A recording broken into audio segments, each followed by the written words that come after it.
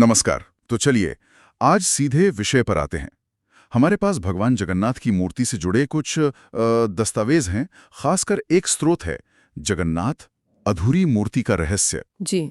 आज हम इसी पर थोड़ी विस्तार से बात करने वाले हैं।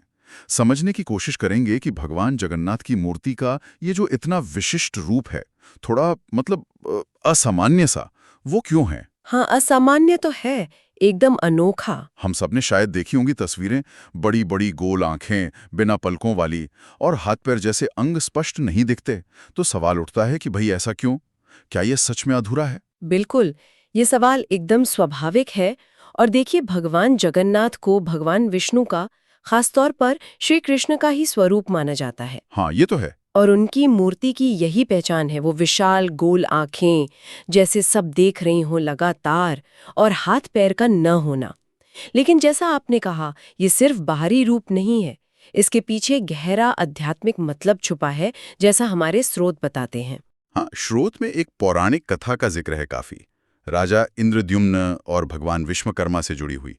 लगता है कि इसी कहानी में सारा राज है ना? अरे हाँ, बिल्कुल, ये कथाई तो केंद्र में है इसके। हम्म, देखिए, संक्षेप में कहानी यूं है कि जब श्री कृष्ण ने अपनी देह त्यागी, हम्म, तो उनका हृदय अग्नि में भस्म नहीं हुआ। अच्छा। जी, वो एक दिव्य अवशेष की तरह रह गया। हम्म, फिर उड़ीसा के राजा थे इंद्रद्युम्न। हम्म, उन्हें सपने में आदेश मिला कि वो एक मूर्ति बनवाएं और उसमें श्री कृष्ण का ये हृदय स्थापित करें। अब इसके लिए कारीगर चाहिए था। और तभी, जैसा इन नोट्स में लिखा है, स्वयं भगवान विश्वकर्मा आए, एक बूढ़े कारीगर के रूप में। पर उनकी एक शर्त थी। हाँ हाँ, बिल्कुल। वो आए एक वृद्ध कारीगर बनकर, और शर्त ये रखी कि जब तक वो मूर्ति बना रहे हैं, उस कमरे का दरवाजा कोई नहीं खोलेगा, बिल्कुल बंद रहेगा। अगर किसी ने झांका या दरवाजा खोला, तो वो काम वहीं अधूरा छोड़कर चले जाएंगे। राजा इंद्रद्युम्न ने वचन दे दिया, लेकिन राजा उनसे सब्र नहीं हुआ। फिर यहाँ लिखा है कि कई दिन बीत गए, कोई आवाज नहीं आई अंदर से। तो उन्हें चिंता हुई और उन्होंने दरवाजा खोल दिया। अधीर हो गए वो। बस। और वही हुआ जिसका डर था। जैसे ही दरवाजा खोला, विश्वकर्मा अंतर्ध्यान हो गए, गायब। और मूर्ति, वो अधूरी रह गई, बिना हाथ पैर के, सिर्फ धड़ और वो बड़ी बड़ी आंखें। ओह। और मजे की बात यह है कि आज भी उसी अधूरे दिखने वाले स्वरूप की ही पूजा होती है। तो मतलब ये जो अधूरापन है, ये सिर्फ एक घटना का नतीजा नहीं है, इसका कोई गहरा मतलब है। स्रोत तो यही कहते हैं। निश्चित रूप से। बिल्कुल यहीं पर यह कहानी सिर्फ एक घटना न रहकर एक गहरे प्रतीक में बदल जाती है। ये जो हमें अधूरा लगता है ना, वो असल में भक्ति की पूर्णता का प्रतीक है। भक्ति की पूर्णता, ये थोड़ा समझाएंगे। जुड़ने के लिए बाहरी रूप या शारीरिक पूर्णता उतनी जरूरी नहीं है। ज्यादा जरूरी क्या है? मन की सच्ची श्रद्धा, अटूट विश्वास, अंदर का जुड़ाव। ये रूप जैसे कह रहा है, मुझे बाहर मत देखो, मुझे अपने अंदर महसूस करो। और वो आंखें, वो बड़ी बड़ी बिना पलकों वाली आंखें, उनका क्या मतलब है? वो आंखें प्रतीक हैं ईश्वर की निरंतर दृष्टि का। अपलक मतलब वो बिना पलक झपकाए सब कुछ हर समय देख रहे हैं।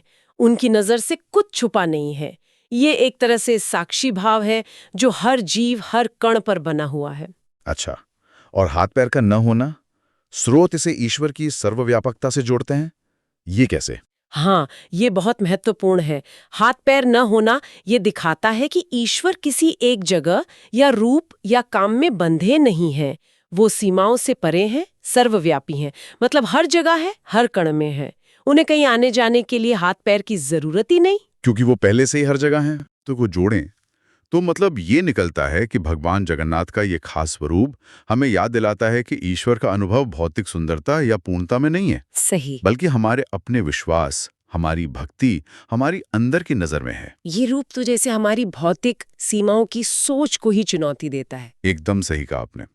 ये स्वरूप एक तरह से दिखाता है कि जो भौतिक रूप से अपूर्ण है, उसी में दिव्यता की पूर्णता है।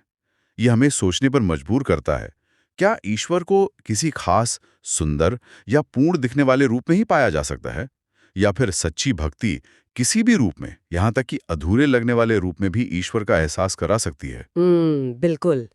तो अंत में ये चर्चा हमें एक गहरे सवाल के पास छोड़ जाती है, जिस पे शायद हम सभी सोच सकते हैं। जी, जो पहली नजर में अधूरा लगे, वो ईश्वर की सर्वव्यापकता और भक्ति की असीम शक्ति का इतना बड़ा प्रतीक बन सकता है। हाँ, ये सोचने वाली बात है। बहुत गहरा संदेश है इसमें।